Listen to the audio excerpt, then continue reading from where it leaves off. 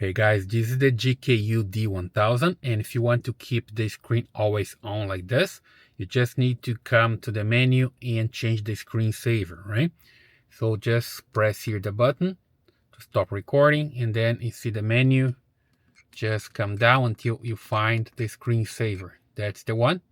Then you hit OK, and here you see that I have the options to keep the screensaver off. That's the one that I'm using right now, so the display will be always on.